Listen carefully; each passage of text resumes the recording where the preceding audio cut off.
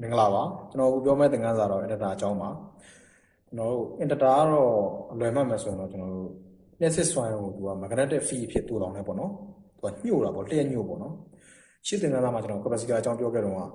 capacitor electrical energy ကို electric field ဖြစ်တူလောင်နေပေါ့နော်အဲ့ဒီချက်ချန်နေခဲ့တယ် Inductor ကတော့ကျွန်တော်တို့ electrical energy ကို magnetic field ဖြစ်တူလောင်ပါတယ်ဒါကတော့သူ့ရဲ့သင်္ကေတလေးပေါ့နော် Inductor ရဲ့သင်္ကေတလေးပြီးတော့ Inductor ကိုကျွန်တော်တို့ coin လို့လည်းခေါ်တယ်ပြီးတော့ချုပ်လို့လည်းခေါ်တယ်ပြီးတော့ reactor လို့လည်းခေါ်တယ်သူမျိုးခေါ်တယ်ပေါ့နော်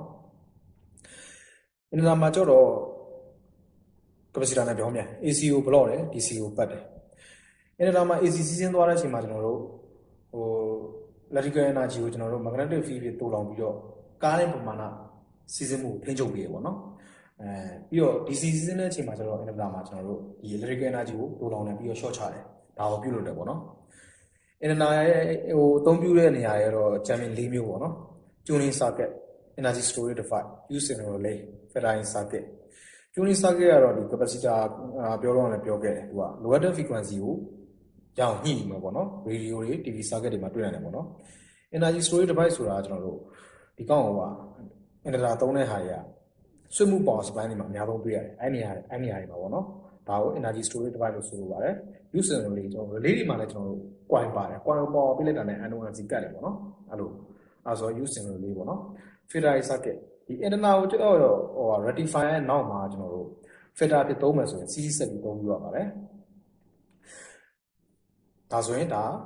သူက filter ဖြစ်လို့ပေါ့နော်ဒါပေမဲ့ဒီ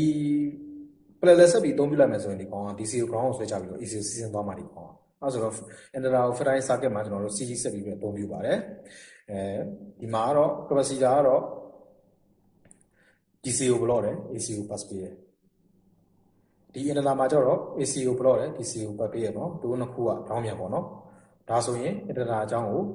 နားလည်မယ်လို့ထင်ပါတယ်ကျေးဇူးတင်ပါတယ်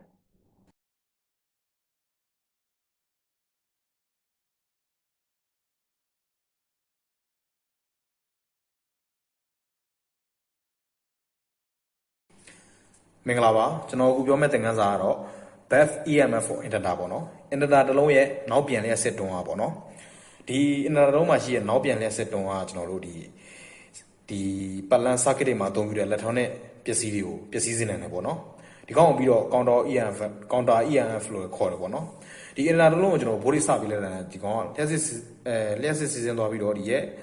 wire တစ်ချောင်းမှာကျွန်တော်တို့ magnetic field ဖြစ်ပုံပေါ့နော်ဖြစ်ပေါ်ပြီးတော့ကားနဲ့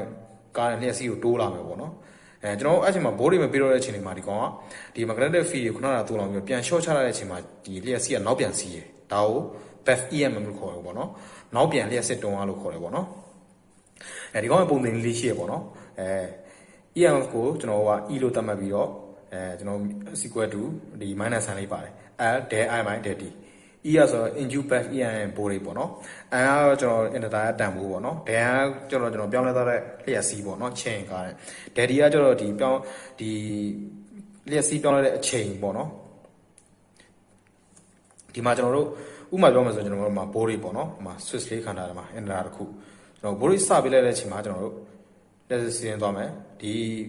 clock ကိုပြန်ဖွင့်လိုက်တဲ့အချိန်မှာဒီနောက်ပြန်လက်စစ်တွန်းအားဖြစ်ပေါ်လာမှာတော့ BEF EMF Inductor မှာဒီမှာကျွန်တော်တို့ဥပမာပေါ့နော်ဒီရဲ့ Inductor တန်ဖိုး200 mH ကိုပေးလိုက်မယ်လျှက်စီးကို200 mH ပေးလိုက်မယ်ကျွန်တော်တို့အချိန်ကို10 millisecond လို့ပေးလိုက်မယ်ပေးထားတဲ့ formula ထဲမှာထည့်တွက်ကြည့်လိုက်ရင်40ပို့လို့ရမယ်ဒါကတော့ဒီ theory ကတွက်ပြကြည့်ရပါတော့ဒီရဲ့ဒီ Inductor မှမဟုတ်ပေါ့နော်ကျွန်တော်တို့ coin သုံးထားတဲ့ Inductor လူတွေပေါ့နော် relay တို့ motor တို့မှာလည်းကျွန်တော်တို့ BEF EMF ဆိုတာရှိပါတယ်နောက်ပြန်လျှက်စစ်တွန်းအားရှိပါတယ်ဒီရဲ့နောက်ပြန်လျှက်စစ်တွန်းအားကျွန်တော်တို့ပတ်လန်းတွေထဲမှာ electronic ပစ္စည်းတွေကိုပျက်စီးစေနိုင်ပါတယ်အန္တရာယ်ရှိပါတယ်နားလည်မယ်လို့ထင်ပါတယ်ကျေးဇူးတင်ပါတယ်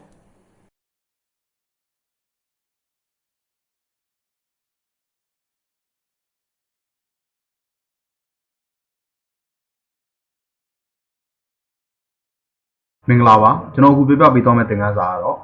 Inductor တစ်ခုရဲ့လျှက်ညှို့တန်ဖိုးအကြောင်းကိုပြပြပေးသွားမယ်ကျွန်တော် Inductor ကကျွန်တော်တို့ပတ်သက် component တစ်ခုဖြစ်ပါတယ်ကျွန်တော် Inductor က electrical energy ကို magnetic field ဖြစ်တူလောင်ထားနိုင်ပါတယ်ကျွန်တော် Inductor ရဲ့ inductance ပေါ့နော်လျှက်ညှို့တန်ဖိုးကသူ့ရဲ့ coin နဲ့ထားပုံမှာမူတည်တယ်ဒါလေးကိုကျွန်တော်ရှင်းပြမှာပေါ့နော်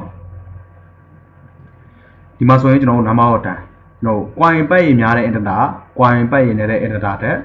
လျှက်ညှို့တန်ဖိုးပိုများပါတယ် နောက်တစ်ခုက lens of inductor ဒီ inductor တစ်ခုမှာကျွန်တော်တို့ point ပတ်တူတယ်ဒါပေမဲ့ကျွန်တော်တို့အလျားတူတဲ့ inductor ကကျွန်တော်တို့အလျားရှည်တဲ့ inductor ထက်လျှက်ညှို့တန်ဖို့ပိုများပါတယ်။နောက်အလျားတူတဲ့ inductor ကကျစ်လက်တည်တဲ့ inductor တစ်လုံးမှာလျှက်ညှို့တန်ဖို့ပိုများပါတယ်။နောက်တစ်ခုက diameter of a coil ကျွန်တော်တို့ diameter ကြီးတဲ့ inductor ကကျွန်တော်တို့ diameter သေးတဲ့ inductor ထက်လျှက်ညှို့တန်ဖို့ပိုများပါတယ်။နောက်တစ်ခုကကျွန်တော်တို့ဒီမှာဆို air coil inductor ဒီကဆိုရင် solid coil inductor နော် solid ကိုသုံးထားတဲ့ inductor က air coil inductor ထက်လျှက်ညှို့တန်ဖို့ပိုများပါတယ်။ဒါဆိုရင်ကျွန်တော်တို့အကုန်လုံး solid ကိုသုံးထားတယ်ဒီမှာဆိုရင်ကျွန်တော်တို့ဒီမှာလည်း solid ကိုနှစ်ခုလုံးသုံးထားတယ်ဒါပေမဲ့အပိုက်အများတဲ့ inductor ကအပိုက်အများနည်းတဲ့ inductor ထက်လျှက်ညှို့တန်ဖို့ပိုများပါတယ်ဒီမှာဆိုရင်ကျွန်တော်တို့ solid ကိုနှစ်ခုဒီမှာ hard နဲ့ soft ဆိုရင် soft ion ဆိုရင် soft ion သုံးထားတဲ့ inductor က hard သုံးထားတဲ့ inductor ထက်လျှက်ညှို့တန်ဖို့ပိုများပါတယ်သူ့ကိုpermeability ရောကိုလို့ခေါ်ပါတယ်နောက်တစ်ခုကကျွန်တော်တို့ဒီမှာဆိုရင်ဒီသုံးထားတဲ့ solid ကိုက diameter ကြီးတယ်ဒီ diameter ကြီးတဲ့ inductor က diameter သေးတဲ့ inductor ထက်လျှက်ညှို့တန်ဖို့ပိုများပါတယ်နောက်တစ်ခုကကျွန်တော်တို့ဒီမှာ solid ကိုနှစ်ခုလုံးကအတူတူပဲဒါပေမဲ့ကျွန်တော်တို့ဒီပတ်တဲ့ coin ကကျစ်လက်တည်တဲ့ဆိုရင်ဒီဘက်ကကျစ်လက်တည်မှုမရှိတဲ့ inductor ထက်ကျွန်တော်တို့လျှက်ညှို့တန်ဖို့ပိုများပါတယ် spacing of time သူ့ရဲ့ဒီကျစ်လက်တည်မှုရှိမရှိနဲ့ကျွန်တော်တို့ဒီမှာဆိုရင်ခက်ချစ်ကျဲပတ်ထားတဲ့ inductor ဒါဆိုရင်ဒီဘက်က inductor လျှက်ညှို့တန်ဖို့ပိုများပါတယ်နောက်တစ်ခုကကျွန်တော်တို့ inductor တွေမှာကျွန်တော်တို့ inductor တစ်လုံးကိုအသုံးပြုတော့မယ်ဆိုရင်ကျွန်တော်တို့တိုင်းမှာပဲပြကျွန်တော်တို့ inductor မှာကျွန်တော်တို့အပေါ်မှာဒီရဲ့ coin wire လေးကိုကျွန်တော်တို့အပေါ်ကနေ varnish အုပ်ထားတယ်အဲ့ဒီပဲပေါ့နော် varnish အုပ်ထားတယ်အသုံးပြုတော့မယ်ဆိုရင်သူ့ကိုဒီမှာကျွန်တော်တို့ဒီအပေါ်က varnish အုပ်ထားတာလေးကို insulate ဖြစ်နေတဲ့ဟာလေးကိုချစ်ထုတ်ပေးရပါမယ်ချစ်ထုတ်ပေးပြီးမှအသုံးပြုရပါမယ်ဒါဆိုရင်ကျွန်တော်တို့ဒီသင်ခန်းစာကိုနားလည်မယ်လို့ထင်ပါတယ်ကျေးဇူးတင်ပါတယ်